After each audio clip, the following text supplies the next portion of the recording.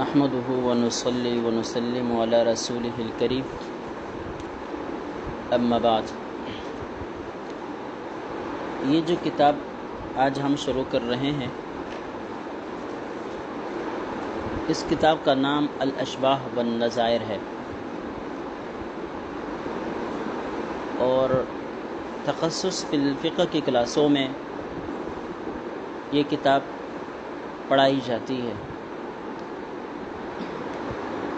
اب یہ قسمت کی بات ہے، بعض جگہ پوری پڑھائی جاتی ہے، بعض جگہوں میں تھوڑی پڑھ کر پر چھوڑ دی جاتی ہے، لیکن ہماری کوشش یہ ہوتی ہے گزشتہ 2 سالوں کے اندر ہم نے یہ مکمل پڑھی ہے، یعنی اس کا جو پڑھنے والا حصہ ہے، حصہ اولا، اس سال بھی انشاءاللہ ارادہ یہی ہے کہ اس کو مکمل پڑھیں گے۔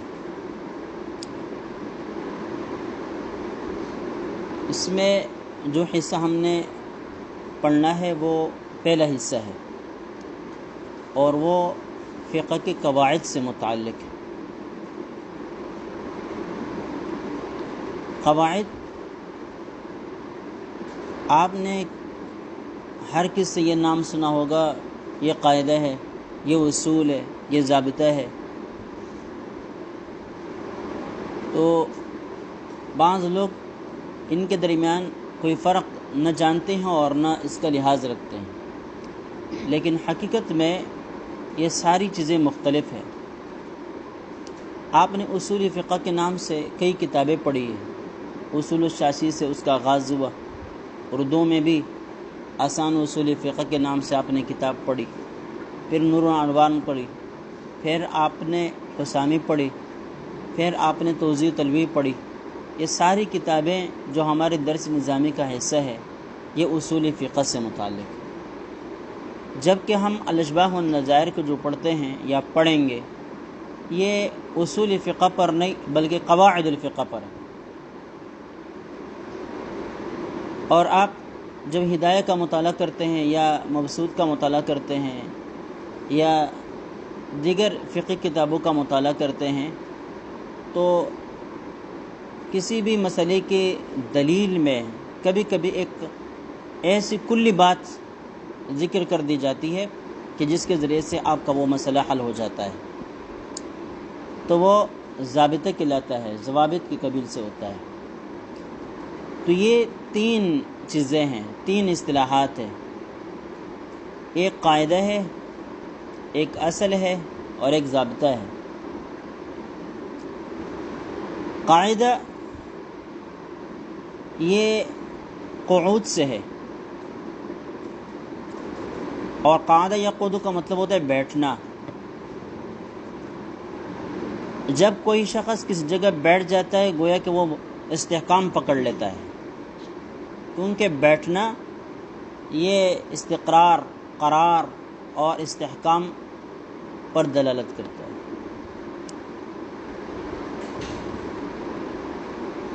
اصطلاح میں قاعدہ وہ کلی قانون ہوتا ہے جس میں فقہ کے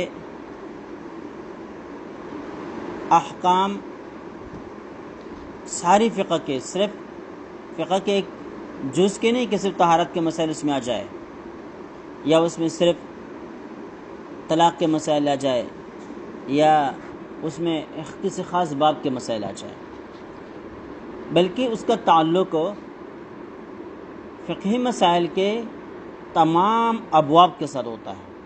ایک ایسا کلی قانون کہ جس کا تعلق فقہ کے تمام ابواب کے ساتھ ہوتا ہے، اور وہ اپنے تمام اجزاء کے اوپر منطبق ہوتا ہے، وہ اپنے تمام اجزاء کے اوپر پوری طرح منطبق ہوتا ہے۔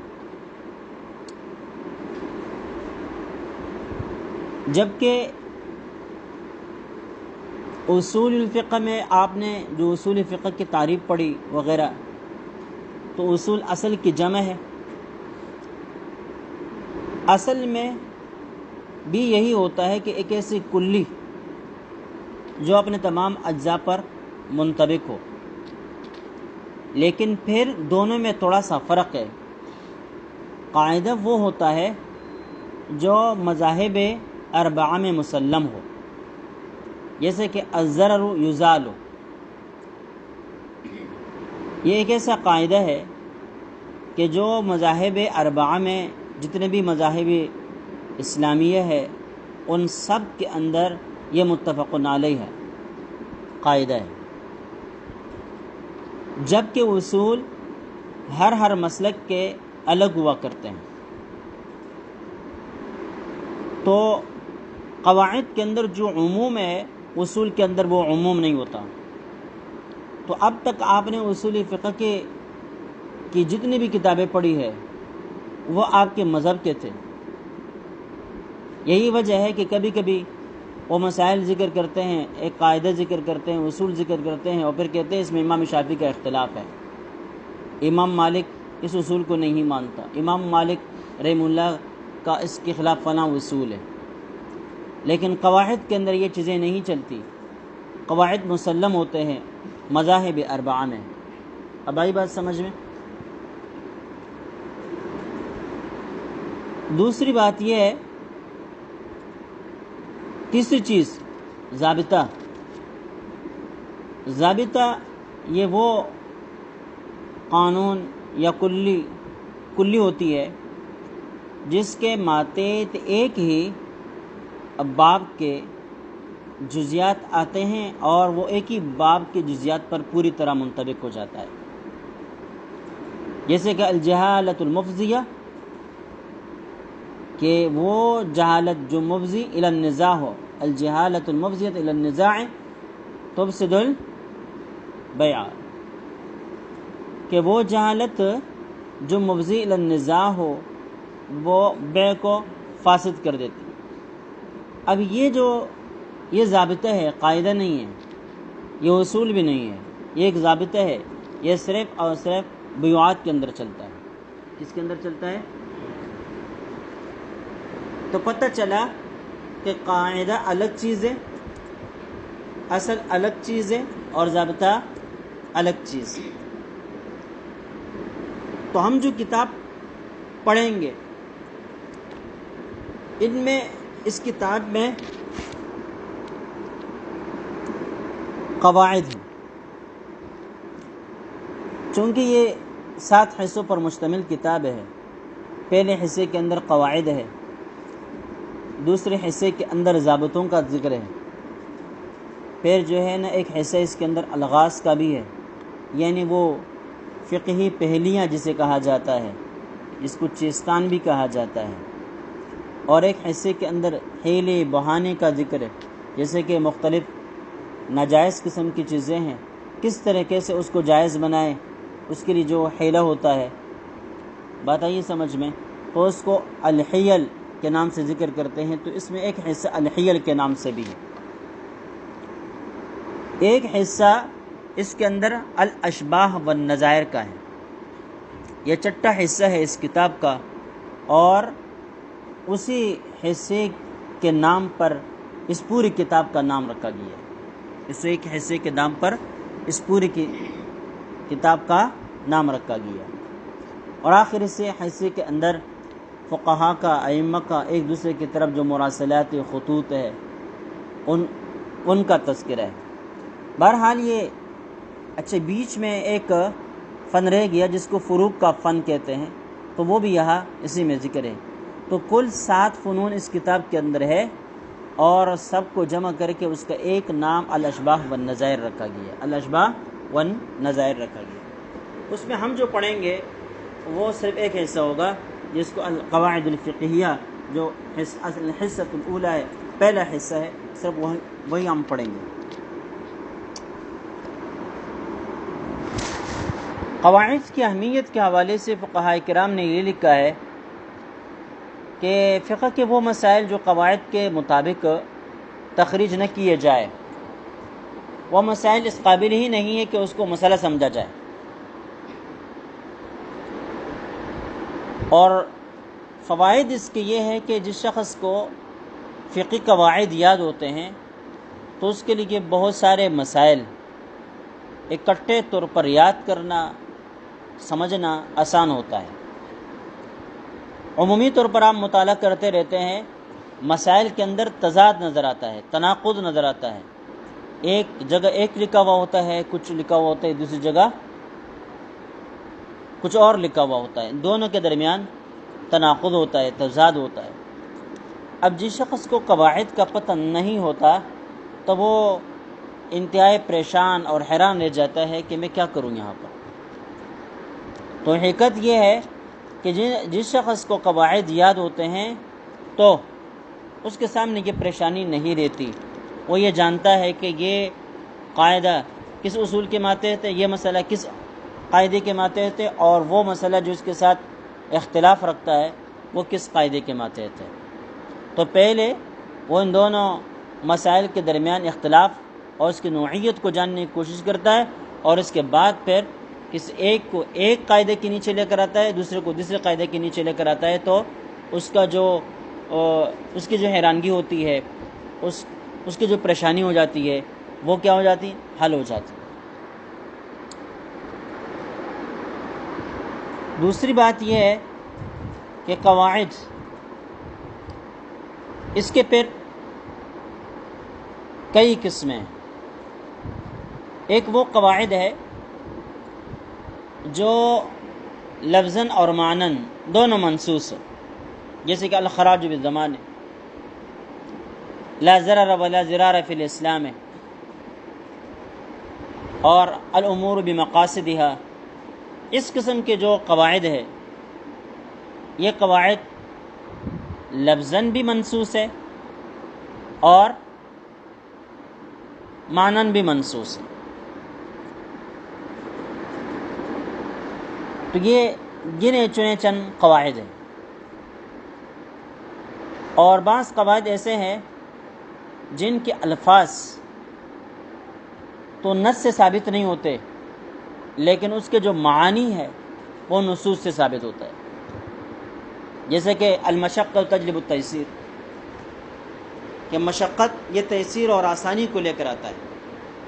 العادۃ محکمہ، عادت اور عرف کی بنا پر فیصلے ہوتے ہیں، یعنی عرف اور عادت کو بھی فیصل مقرر کر دیا گیا ہے۔ اب یہ جو قواعد ہے اس کے الفاظ تو نص میں نہیں ہے، لیکن اس کے معانی نص میں ضرور موجود ہیں۔ خذ العفو وأمر بالعرف وأعرض عن الجاہلین۔ بعض قواعد ایسے ہوتے ہیں جو نہ نص سے لفظاً ثابت ہوتے ہیں نہ معناً ثابت ہوتے ہیں، لیکن جب فقہائے کرام مسائل کا استنباط کرتے ہیں تو اس وقت وہ قواعد کو از خود بناتے ہیں۔ اب وہ قواعد ایسے ہوتے ہیں جن کے اوپر شرعی دلائل قائم ہوتے ہیں،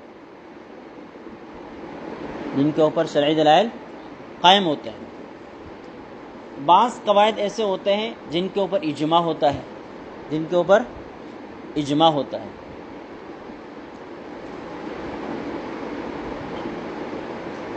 تو یہ قواعد جو مذاہب اربعہ میں مسلم ہے اور جو نصوص سے ثابت ہے، جن سے براہ راست استدلال کیا جا سکتا ہے۔ اب دیکھیں اس حوالے سے بھی قواعد کی اقسام بن جاتی ہے۔ بعض وہ قواعد ہوتے ہیں جن سے آپ براہ راست استدلال نہیں کر سکتے، بطور دلیل کے اس قاعدے کو پیش نہیں کر سکتے۔ آگے تفصیل کے ساتھ یہ بات آ جائے گی کہ قواعد سے فتویٰ دینا درست بھی نہیں ہوتا، لیکن بعض قواعد ایسے ہیں جو نصاً وارد ہے، یعنی الفاظ بھی نص میں ہے اور اس کے جو معانی اور مفاہیم ہے وہ بھی منصوص ہے۔ تو اس قسم کے قواعد سے آپ براہ راست استدلال پر کر سکتے ہیں، جیسے کہ الخراج بالضمان، البینۃ علی المدعی والیمین علی من انکر، یہ قاعدہ بھی ہے اور نص بھی ہے۔ اب آپ نے کوئی مسئلہ لکھا، مستنبط کر دیا اور دلیل براہ راست الخراج بالضمان والی پیش کر دی، یا یہ پیش کر دی کہ البینۃ علی المدعی والیمین علی من انکر، تو اس سے براہ راست آپ نے استدلال کر دیا، براہ راست آپ نے کیا کر دیا؟ استدلال کر دیا۔ کچھ قواعد ایسے ہوتے ہیں جن سے براہ راست آپ استدلال نہیں کر سکتے، اس کے لیے خود دلیل تلاش کرنی پڑتی ہے، جیسے کہ الامور بمقاصدها، کہ امور کا دار و مدار ان سے وابستہ مقصد اور نیت کے ساتھ اور اس کے اوپر ہوتا ہے۔ اب یہ الامور بمقاصدها اس قسم کے الفاظ تو آپ کو روایت میں نہیں ملیں گے، لیکن اس کے پیچھے دلیل موجود ہے، اور وہ دلیل کیا ہے؟ الاعمال بالنیات، الاعمال بالنیات۔ اب آئی بات سمجھ میں؟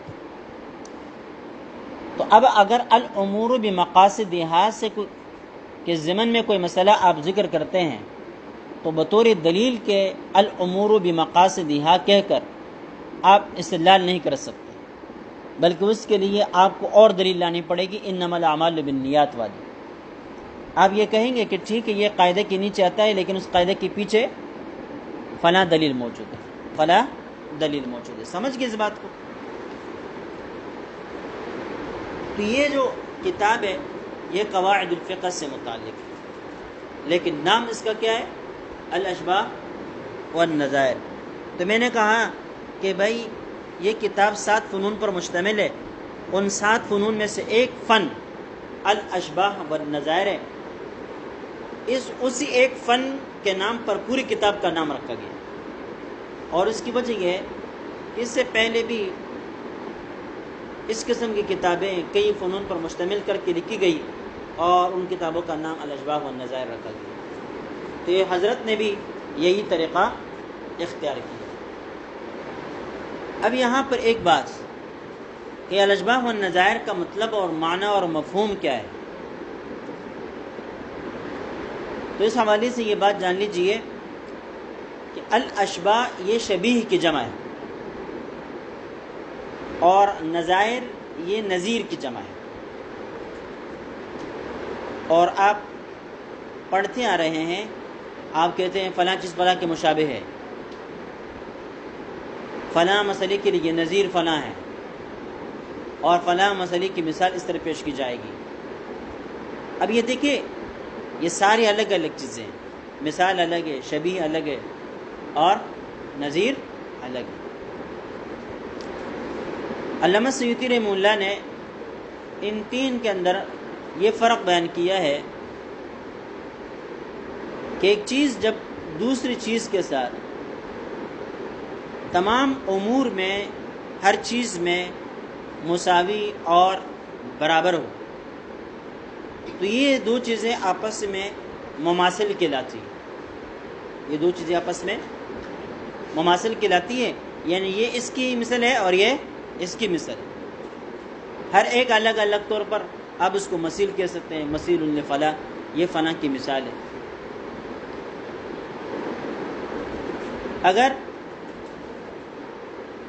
زیادہ تر چیزوں میں ایک چیز دوسری چیز کے ساتھ موافقت رکھتی ہو، اشتراک رکھتی ہو، تو وہ 2 چیزیں آپس میں مشابہ قرار پاتی ہیں،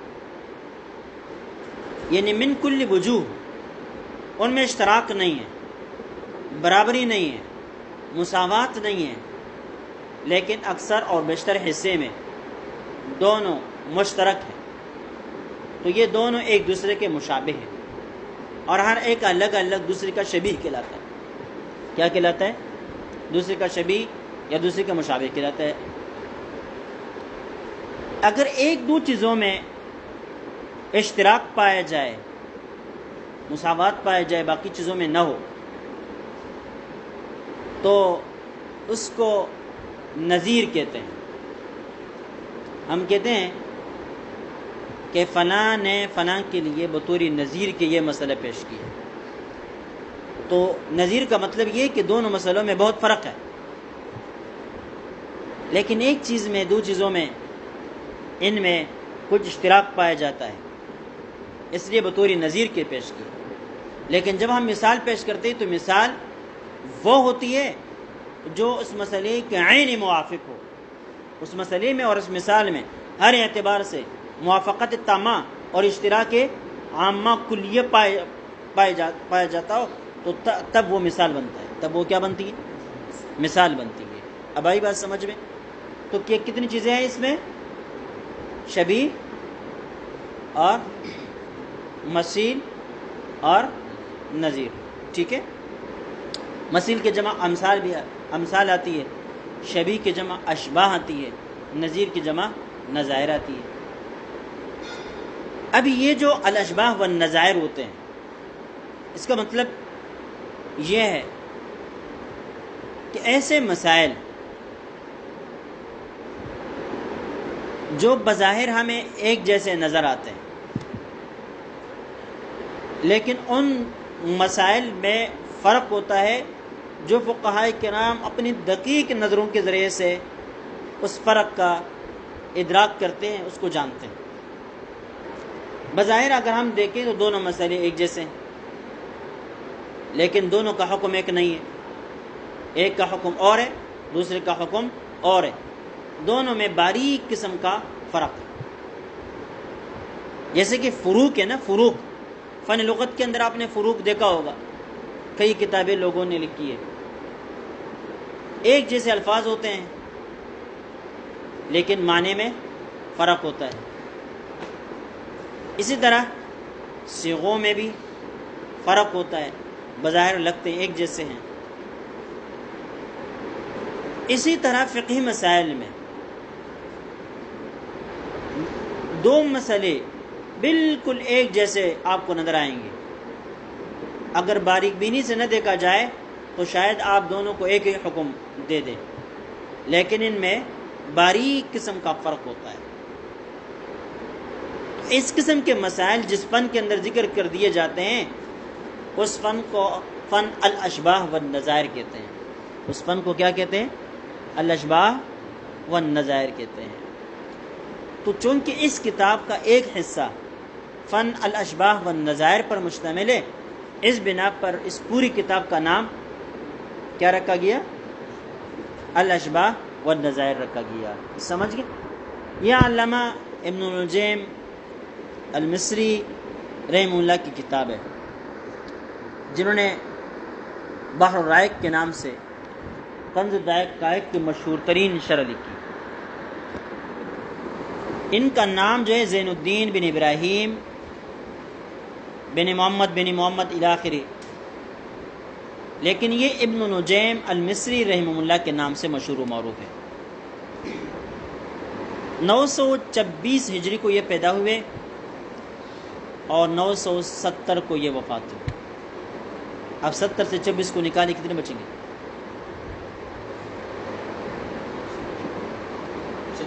70 سے آپ 26 کو نکالے 44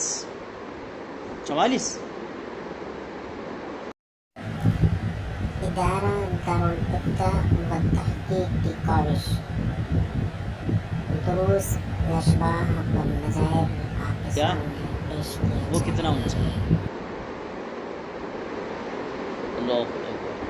بعض لوگوں کی زندگی میں اللہ تعالیٰ برکت ڈال دیتا ہے اور پھر وہ کم عمری میں وہ کام سر انجام دے دیتے ہیں کہ جو دوسرے لوگ اپنی پوری عمر میں اگر ان کی زندگی 100 سال بھی ہو جائے وہ نہیں کر پاتے، بلکہ بہت سارے افراد مل کر بھی اس جیسا کام کرنا چاہے تو بھی نہیں کر سکتے۔ یہ اللہ تعالیٰ کا انتخاب ہے، یہ اللہ کا انتخاب ہے۔